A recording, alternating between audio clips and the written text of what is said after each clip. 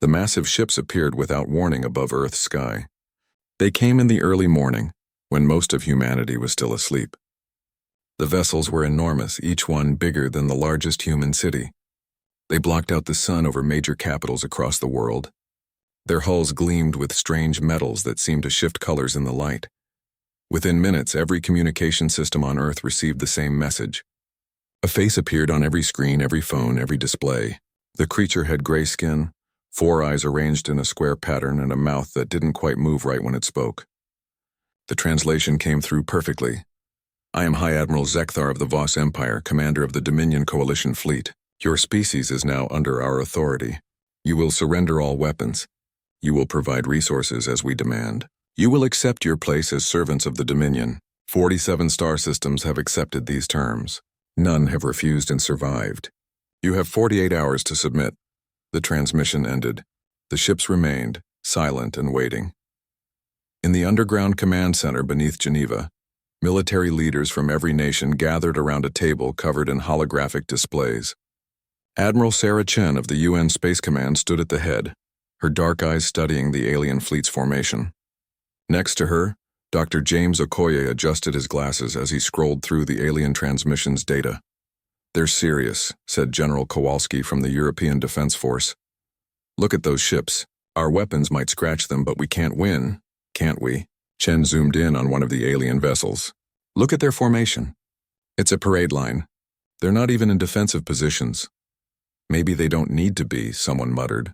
Dr. Okoye cleared his throat. "I've analyzed their message. The language patterns, the cultural assumptions. These beings think in terms of hierarchy and honor. They've never encountered resistance because they overwhelm primitive species with superior technology. But here's what's interesting." He pulled up a new display. "Their weapons are all energy-based. Plasma cannons, particle beams. Their shields are designed to disperse heat and radiation." "So?" asked Kowalski. "So they've never fought anyone who uses kinetic weapons, railguns, missiles, good old-fashioned bullets moving at high velocity." Okoye smiled. "They've never fought humans." Chen studied the data, her mind racing through possibilities. "Their ships move in synchronized patterns, like a school of fish. Beautiful, but predictable." She looked up at the gathered officers. "They expect us to surrender or die bravely in a straight fight. They've done this 200 times before." "What are you suggesting?" asked Admiral Zhao from the Pacific Command. "I'm suggesting," Chen said slowly, "that these aliens have never experienced guerrilla warfare. They've never faced an enemy that doesn't play by the rules. They've never fought someone willing to win at any cost." She started pacing. "They want 48 hours? Let's give it to them. But not to decide surrender. To prepare." The room erupted in arguments. Some called it suicide. Others called it insanity. But Chen raised her hand for silence. "Look at their technology. Yes, it's advanced, but it's old. These are weapons designed thousands of years ago and never updated because they never needed to be. We've spent the last 3 centuries fighting each other. World wars. Regional conflicts. We've perfected the art of killing. They haven't fought a real war in millennia." Dr. Okoye pulled up historical files. The Roman legions were the most advanced military force of their time. Perfect formation, superior equipment. They conquered everyone they met. Until they faced enemies who didn't fight in formations. Guerrillas in the forests of Germania. Ambushes in the desert. The superior force doesn't always win. "They have plasma cannons," Kowalski objected. "We have missiles." "Exactly," Chen said. "Missiles that can change direction. Missiles that can hide. Missiles with nuclear warheads they probably banned as too barbaric 10,000 years ago." She smiled, and it wasn't a friendly expression. "They come here expecting either submission or honor combat. Let's give them neither." Admiral Zhao leaned forward. "What's your plan?" "We convert Luna into a fortress. Every mining installation becomes a weapons platform. We evacuate the civilian population to make them think we're running. We lure them in close. And then we show them why humanity has survived every threat we've ever faced." Chen's voice grew harder. "We don't fight fair. We don't fight clean. We fight to win." The room fell silent. Finally, General Kowalski spoke. "They'll call us monsters. They already see us as primitives," Dr. Okoye said quietly. "Let them learn what human primitives are capable of."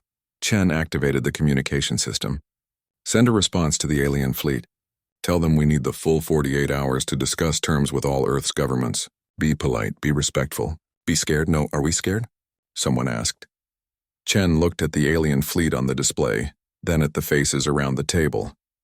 These were people whose ancestors had survived ice ages, plagues, wars, and disasters. Humans who had clawed their way from caves to stars through sheer stubborn will. No, she said simply. But they should be. The message went out. High Admiral Zekthar, sitting in his command throne aboard the flagship, received the human response with satisfaction. They were asking for time. They were afraid, as they should be.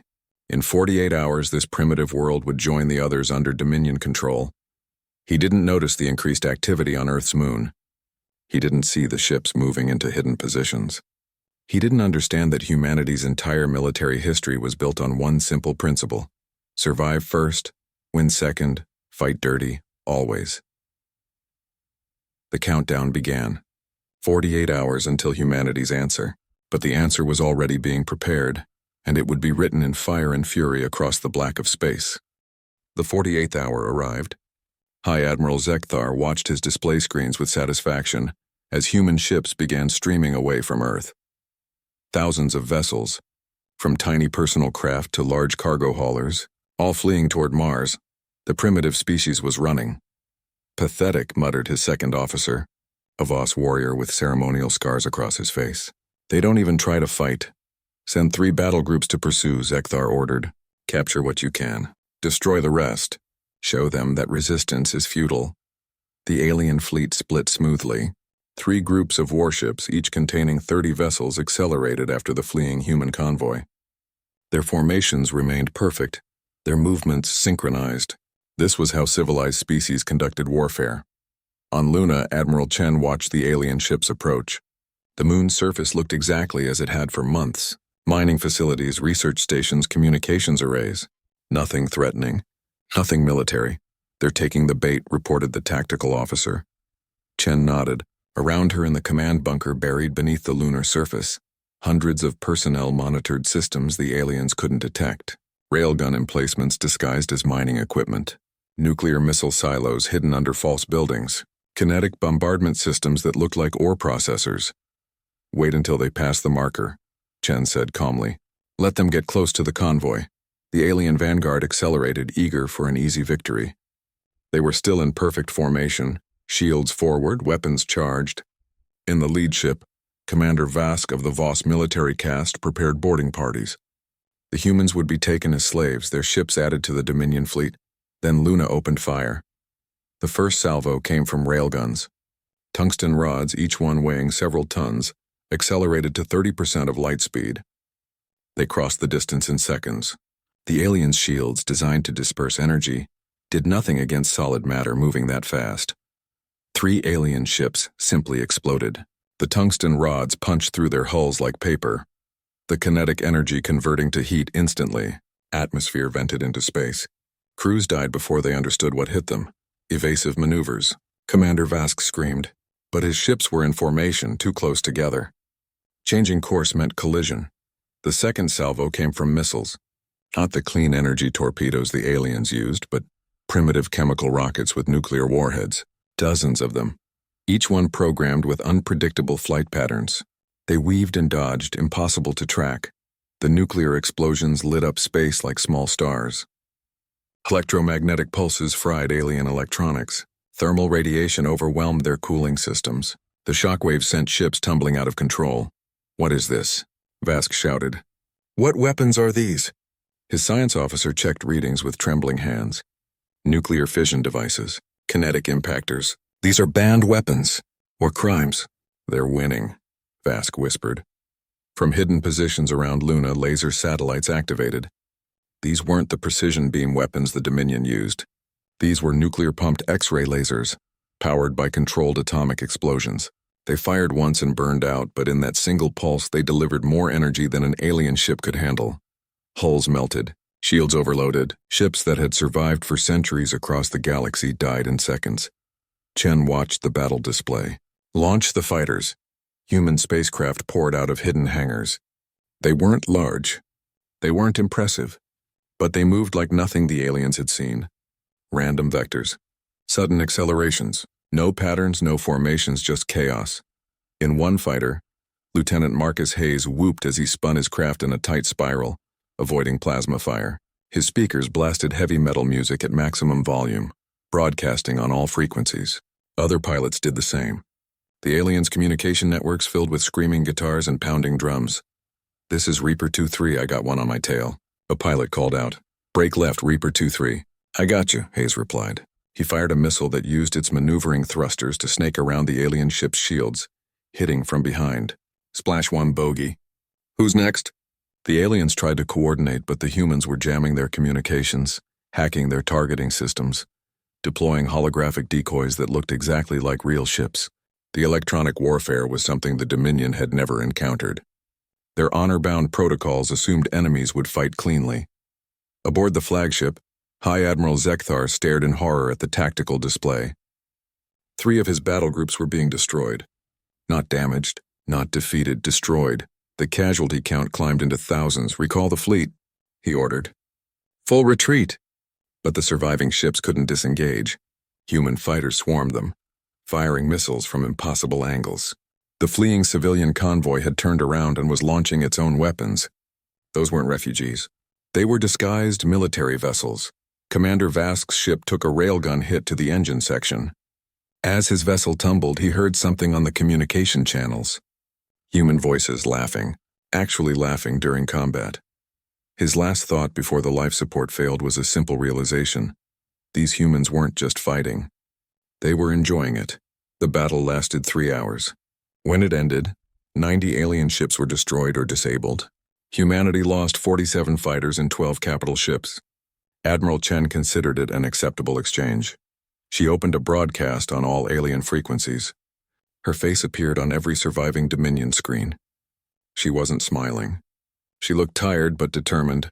"This is Admiral Sarah Chen of Earth. You came to our home. You threatened our families. You expected surrender." She paused. "We don't surrender. We don't submit. We fight. And we're very, very good at it."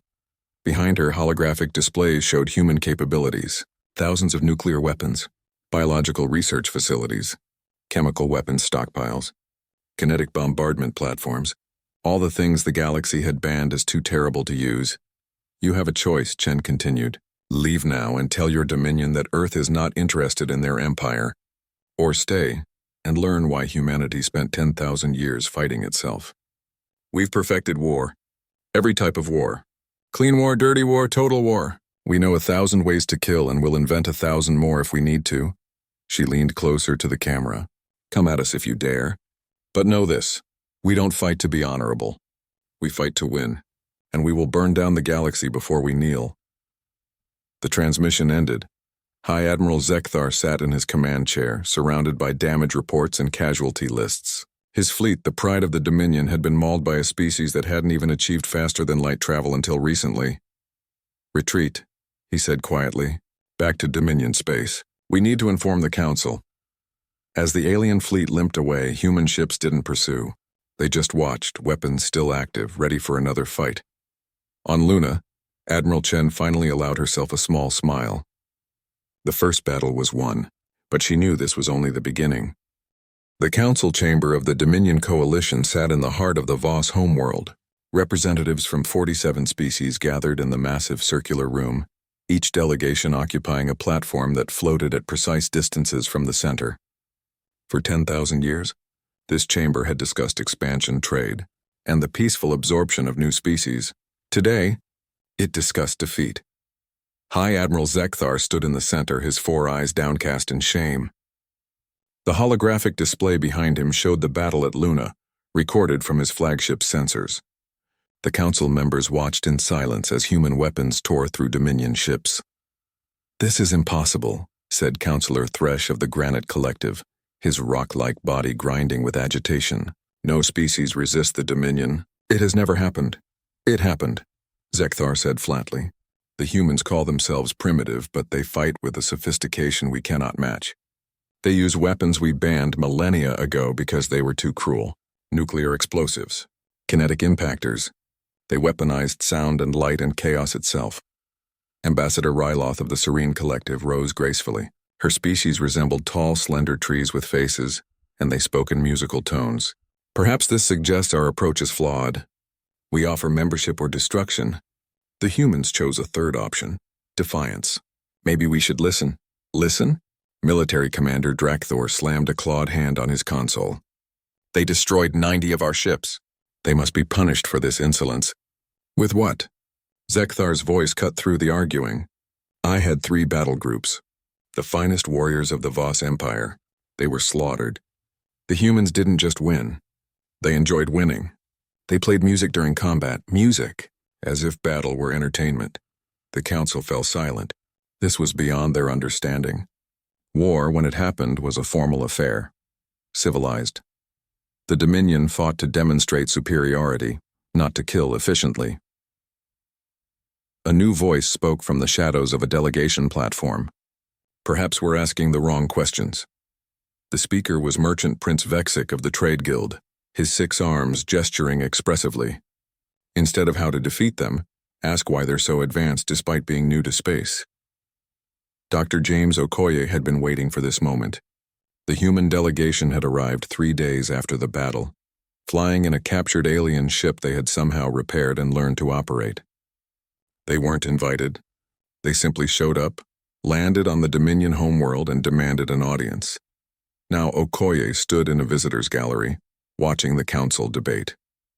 Next to him, Admiral Chen waited patiently. She had dressed in her full military uniform, medals gleaming, a subtle reminder that humans honored warriors. Time to make our entrance, Chen said. They walked into the council chamber without permission, their footsteps echoing in the vast space. Guards moved to stop them, but Ambassador Ryloth raised a branch-like hand. Let them speak. I wish to hear what they have to say. Okoye activated a holographic projector. Images filled the air above the council. Human cities, human technology, human history. You want to know why we fight so well? Because we've been fighting for our entire existence. We had 2 global wars that killed millions. We invented nuclear weapons and immediately used them. We fought over land, resources, religion, ideology, and sometimes just because we didn't like each other. He pulled up images of human weapons development. Every few years we invent new ways to kill. Biological weapons, chemical weapons, cyber warfare. We've thought of everything because we've had to. We've been our own worst enemy for so long that fighting you was almost refreshing. Monsters, someone whispered. Maybe, Chen said, stepping forward. But here's what you don't understand. We also invented vaccines while developing bioweapons. We created the internet while building military networks. We discovered nuclear fusion while researching nuclear bombs. War drives us to innovate. You've had peace for 10,000 years. You've stagnated. She activated another display, showing human medical technology, artificial intelligence systems, and compact fusion reactors. Our AI is 50 years ahead of yours. Our medical science can cure diseases you still struggle with. Our power generation is more efficient. Why?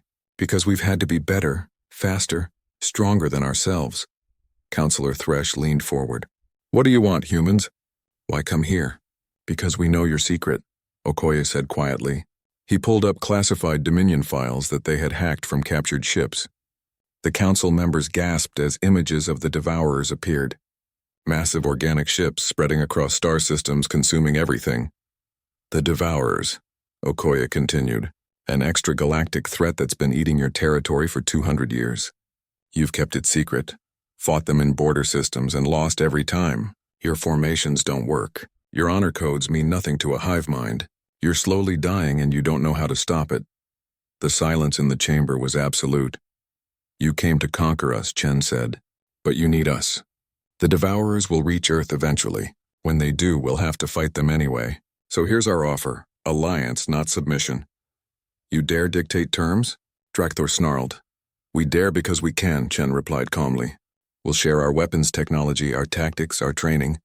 We'll teach your soldiers how to fight without honor, how to win without glory. In exchange, we want access to your FTL communications, your star charts, and recognition as an equal power in this dominion. Equal? Zekthar stepped forward. You're one planet. We're 47 systems. One planet that defeated 3 of your battle groups, Chen countered. How many systems can say that? Ambassador Ryloth's musical voice rang out. The humans make a valid point. We have tried to fight the Devourers for 2 centuries and failed. Perhaps we need someone who thinks differently. Someone who fights differently. They're savages, Drakthor protested. Savages who won, Ryloth said gently. There is wisdom in knowing when to accept help, even from unexpected sources. The council erupted in argument. Some species wanted to reject the humans outright. Others saw opportunity. The trade guild calculated profits. The military faction spoke of honor and revenge. Finally, Councillor Thresh raised a massive stone hand for silence. The humans will demonstrate their methods. We will provide a training facility and volunteers. If their tactics prove effective against simulated devourer attacks, we will consider their proposal. If not, they will leave Dominion space and never return. Chen nodded. Acceptable. But know this, we don't teach half measures. If you want to learn how humans fight, you'll learn all of it. The good, the bad, and the ugly. We accept, Ryloth said, speaking for the moderate faction. As the humans left the council chamber, Zekthar approached them. You humiliated me in battle, he said quietly. By my people's honor, I should challenge you. But you won't, Chen said. No. Because you were right. You won, that's all that matters. He looked at her with his 4 eyes, something like respect showing. Teach us, before the devourers arrive and we all die with our honor intact. Honor doesn't stop teeth, Okoye muttered. Exactly, Zekthar said. That's why we need you. In a secure room, Chen and Okoye reviewed the day's events. They'll agree, Chen said. They're desperate. And when they learn how we really fight? Okoye asked. The things we've done to each other? They'll be horrified, Chen agreed. But they'll learn. Because the devourers are coming, and horror is sometimes the only answer to extinction. The training facility occupied an entire moon, orbiting a gas giant in neutral Dominion space. For 3 weeks, Admiral Chen and her team of human military advisors had been teaching alien soldiers how to fight like humans. The results were disturbing for everyone involved. Again, Chen shouted as a squad of Voss warriors attempted an ambush drill. They moved with typical precision, their formation perfect, their timing exact. And they failed completely. The human instructor, Sergeant Maria Rodriguez, shook her head. You're still thinking like a unit. Think like individuals. Be unpredictable. That one there, she pointed at a warrior. You hide behind that rock. You there, climb that ridge. You 3, split up and come from different angles. Make the enemy confused. But the tactical manual says, one warrior began. Forget the manual, Rodriguez interrupted. The manual gets you killed. Use your brain. Adapt, improvise, overcome. That's the human way. High Admiral Zekthar watched from an observation platform, his 4 eyes tracking the exercises. Next to him stood Ambassador Ryloth, her branches swaying with concern. Your people teach chaos, she said softly. We teach survival, Chen replied, joining them. Your species evolved as herd animals, right? Safety in numbers moving together. Humans evolved as persistence hunters. We chase prey until it collapses from exhaustion. We adapted to every environment on Earth. We survived by being flexible, creative, and stubborn. She pulled up a holographic display showing Earth's history. Ice Age. We invented clothing and fire. Predators. We made weapons, disease. We developed medicine. Every challenge made us stronger because we couldn't rely on instinct alone. We had to think. The devourers don't think like you do, Zekthar said. No, but they think like insects. Swarm behavior, hive mind, overwhelming numbers. Chen smiled grimly. We fought insects before. Locusts, mosquitoes, ants. You know how we beat them? Poison, traps, fire, and targeted extermination. We don't fight fair against swarms. We fight smart. Dr. Okoye emerged from a research lab carrying data tablets. I've finished analyzing the devourer bioships from your records. They're impressive, but they have weaknesses. They need organic matter to reproduce. They communicate through chemical signals. They can't adapt quickly to new threats because the hive mind is slow to learn. We've tried everything, Ryloth said sadly.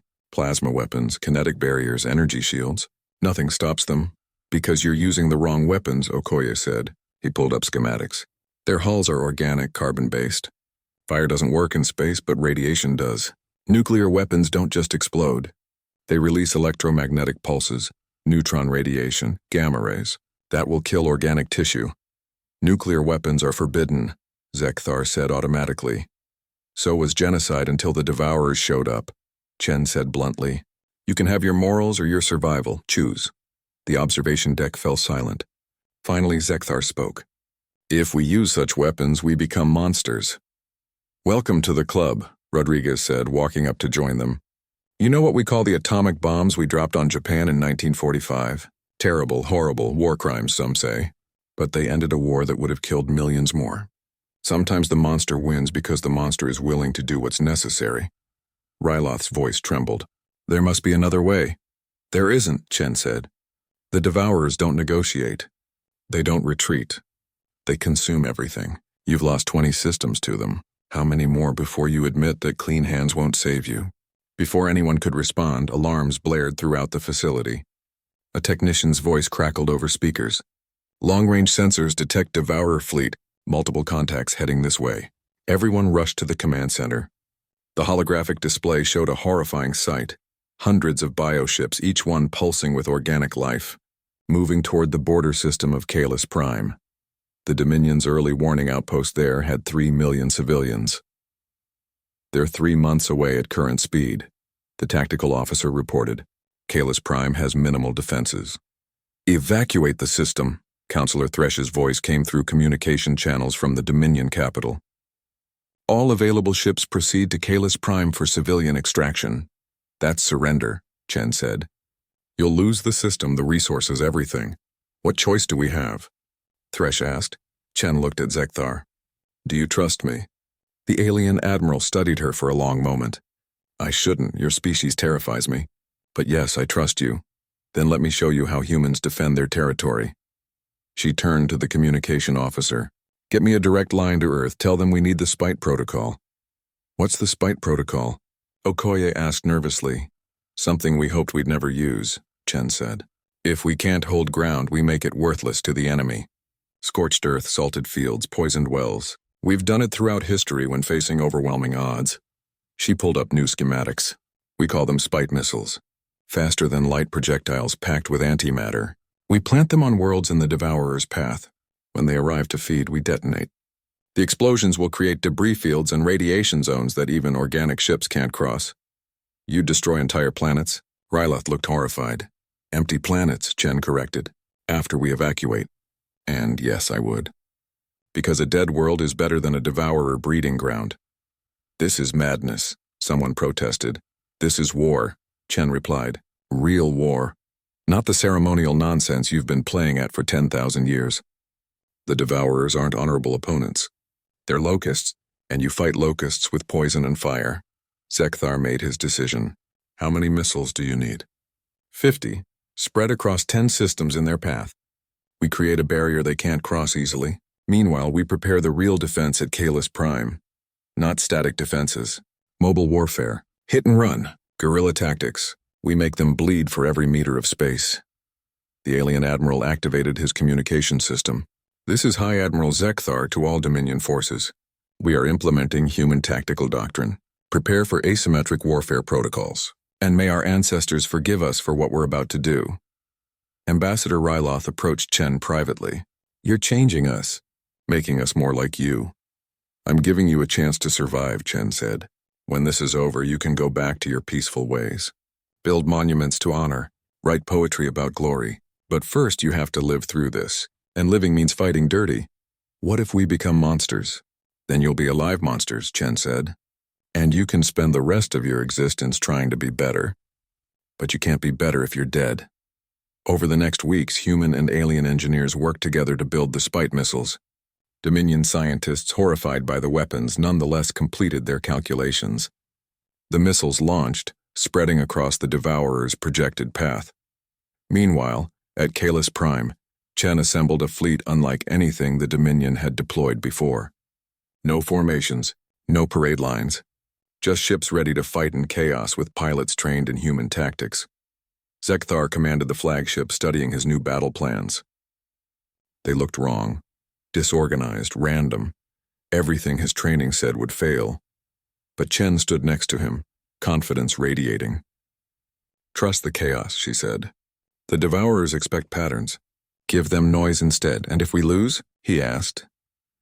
Then we make them pay so dearly for it that they think twice about the next system, Chen said. Humans have a saying, if you're going down, take them with you. The Devourer fleet drew closer. 3 months became 2, then 1. The Spite missiles waited, silent and deadly. The defense fleet prepared, nervous but determined. Ambassador Ryloth spent her time in meditation, praying to her species' ancient spirits. Dr. Okoye reviewed xenobiological data, searching for any additional weakness, and Admiral Sarah Chen watched the stars, thinking about Earth, about humanity's long history of survival, about all the times her species should have died but refused to. "They're coming," she said to no one in particular. "Good, let them come. We'll show them what happens when you threaten humanity's allies." The storm was coming, but humanity had weathered storms before. The Devourer swarm arrived at Kalis Prime like a plague of organic nightmares. Hundreds of bioships, each one pulsing with stolen genetics from dozens of consumed species. They moved with insect precision, spreading out to envelope the planet, ready to begin feeding. They found a fleet waiting for them. High Admiral Zekthar stood on his flagship's bridge, his 4 eyes watching the enemy approach. Next to him, Admiral Chen reviewed final preparations. The combined human-alien fleet looked scattered, almost random in positioning. Every instinct Zekthar had screamed that this was wrong. "Trust the plan," Chen said quietly, as if reading his thoughts. "I'm trusting madness," he replied. "Same thing," she said with a slight smile. The Devourer swarm detected the fleet and did exactly what Chen predicted. They formed a massive cone shape, preparing to overwhelm the defenders with numbers. It was efficient. It was logical. It was also exactly what humanity had prepared for. "Execute Phase 1, Chen ordered. The fleet panicked. Ships broke formation, turned away, engines burning as they fled toward the nearby nebula. To the Devourer's hive mind, it looked like victory. The prey was running. Time to feed. The bioship surged forward, entering the nebula's edge.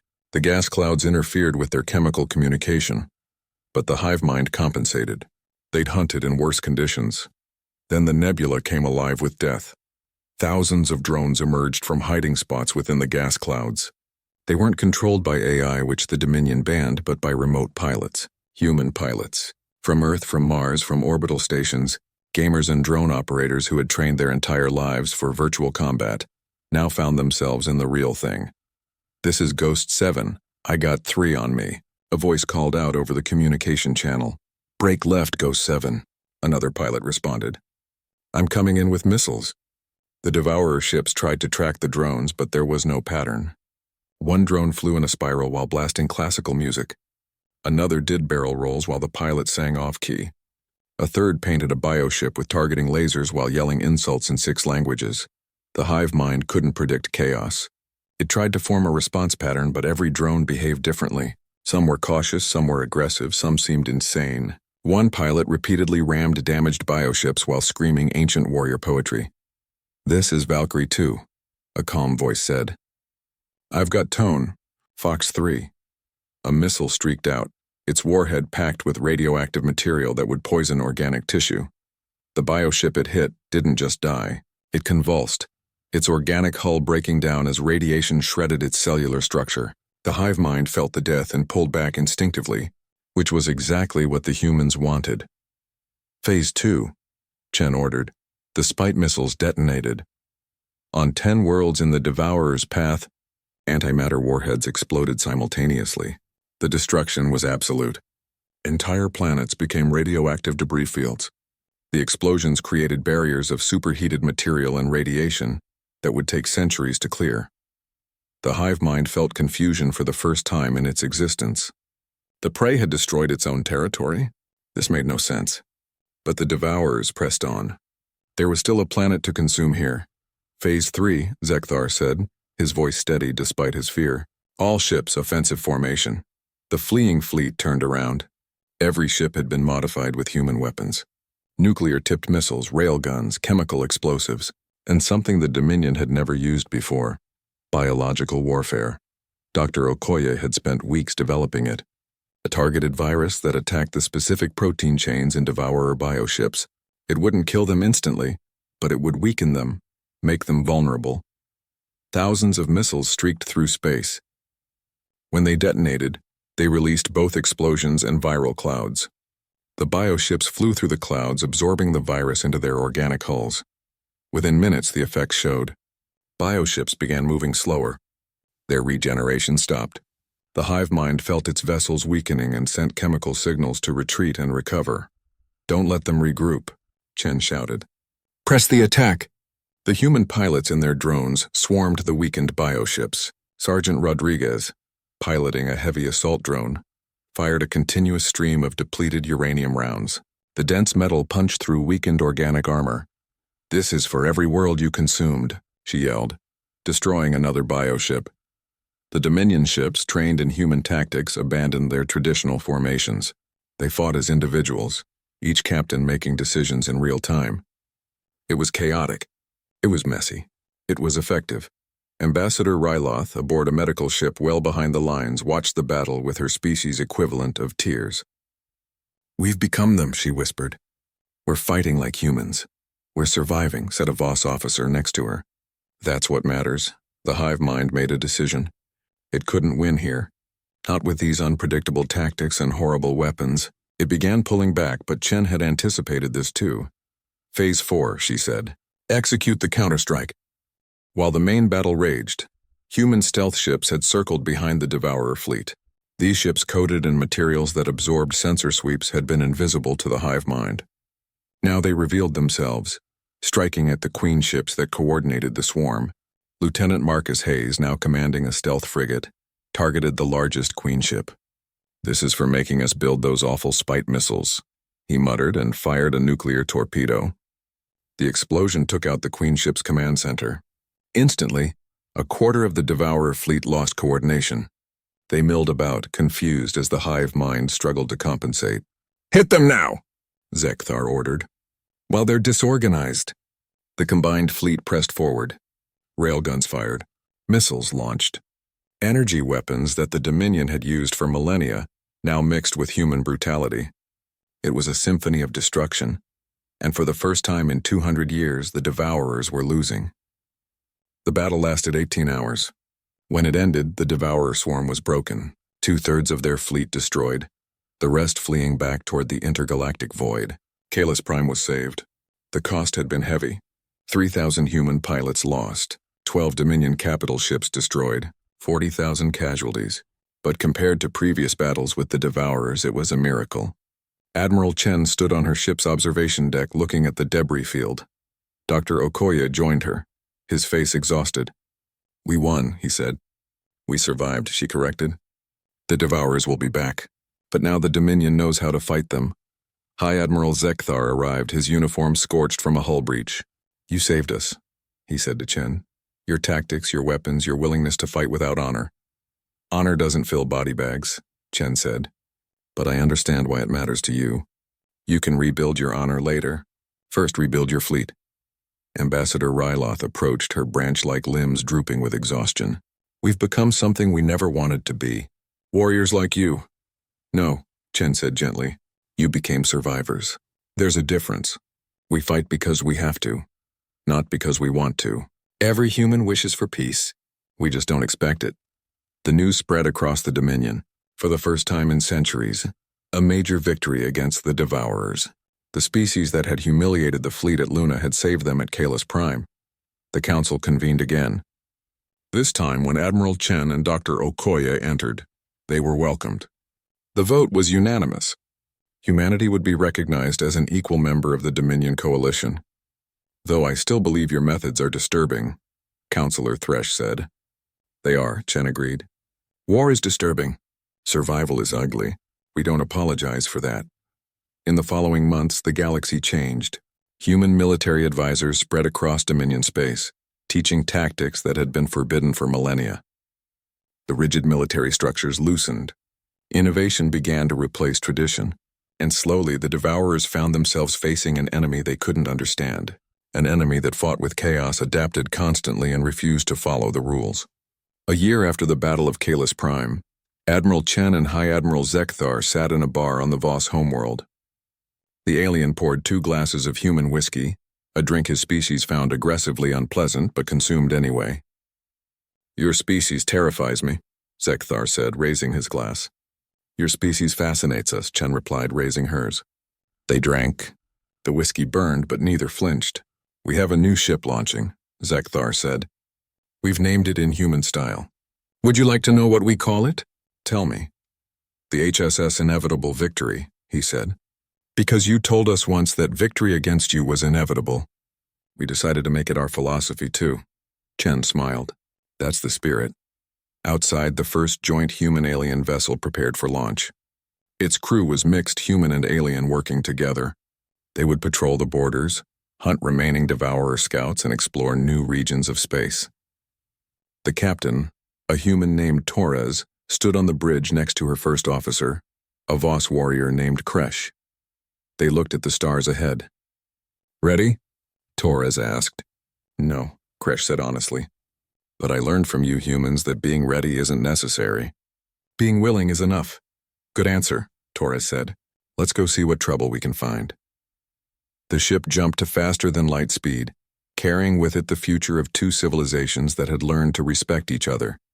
On Earth, Dr. Okoye finished his report on the last year. He concluded with a single observation. Humanity didn't bring peace to the galaxy. We brought survival. Sometimes that's more valuable. The Dominion wanted us to kneel, but we taught them to stand. The Devourers wanted to consume everything, but we showed them teeth. We're not heroes. We're just stubborn enough to refuse extinction. And in a universe that wants us dead, that might be the most human thing of all. The galaxy had learned an important lesson.